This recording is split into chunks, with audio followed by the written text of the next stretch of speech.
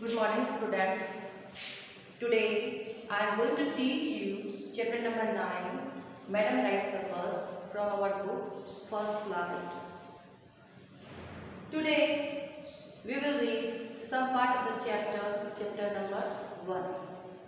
Before teaching this chapter, I introduce the author's introduction.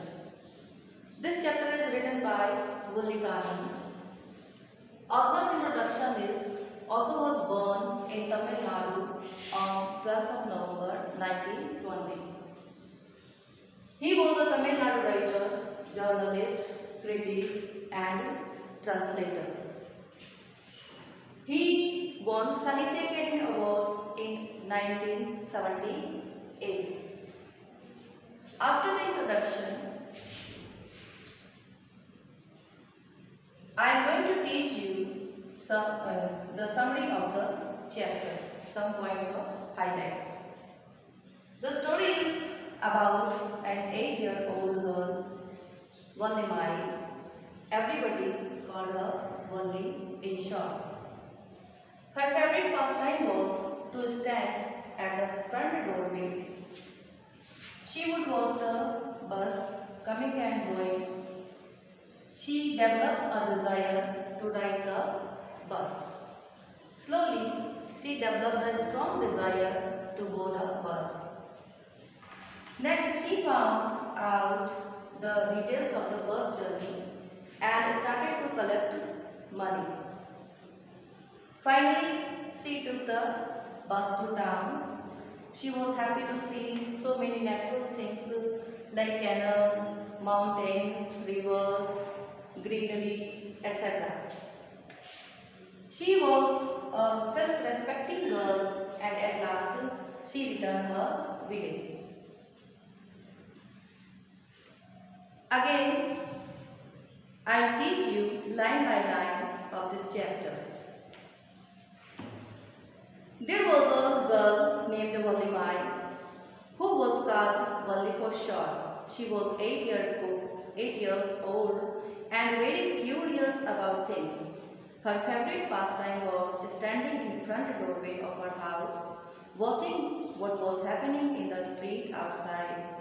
There were no playmates of her own age on her street, and this was about all she had to do. So we will see a small girl whose name was Vallimai. In short, everybody called her Valli. She was 8-year-old girl and she was very curious about all the things. Her favorite pastime was standing in front of the doorway. Every day she stood in front of the doorway and she looked outside. Watching what was happening to the street outside, there were no playmates of her own age on her street, and this was about all she had to do. We see in this age everybody played with her or his playmates, but Valli had no playmates. Every day she stood in front of her doorway. She was alone and she looked outside everything. But for Valli, standing at the front door was a bit as enjoyable as any of the elaborate games other children played. Valli didn't play with her playmates, only she stood in front of the door and she looked outside and she explained games other children played. Watching the street gave her many new unusual experiences. Only she looked outside and she got so many unusual experiences there. The most fascinating things of all was the bus that traveled between her village and the nearest town. It passed through her street each hour, once going to the town and once coming back. The most attractive things of all was the bus traveling between her village and the nearest town. So which thing was the most fascinating things for Valli? Valli's most fascinating things was a bus journey Every day she stood in front of the door and she looked outside the bus coming and going. It passed through her street each hour, once going to the town and once coming back. The sight of the bus, filled each time with a new set of passengers, was a source of unending joy for Wali. Unending joy, it means it was not the end of her joy. When she saw the bus coming and going from the town, she became very happy. Day after day, she watched the bus, and gradually a teeny wish crept into her head and grew there. Every day, she watched the bus coming and going. Slowly, gradually, a teeny means a small wish, a small wish crept into her head, and slowly it grew there. She wanted to ride on that bus, even if just once. Only her single wish was to ride the bus only once. This wish became stronger and stronger until it was an overwhelming desire. Overwhelming, it means a strong desire. We can see here overwhelming a word. Here it means strong. So, this wish became stronger and stronger until it was a strong desire. Wali would stare wistfully at the people who got on or off the bus when it stopped at the street corner. Their faces would kindle in her longings, dreams and hopes. Wali would stare wistfully at the people. Wistfully it means longingly. Wali would stare longingly at the people who got on or off the bus. When the bus stopped at the street corner, their faces would kindle in her longings, dreams and hopes. If one of her friends happened to ride the bus and tried to describe the sight of the town to her, Wali would be too jealous to listen and would shout in English, "Proud, proud." If one of her friends tried to explain about the bus journey to her, Wali would be too jealous and she didn't want to listen and and shout, and she said in English, "Proud, proud." It was an interesting thing. Neither she nor her friends really understood the meaning of the word. What is the meaning of the word proud? But they used it often as a slang expression of disapproval.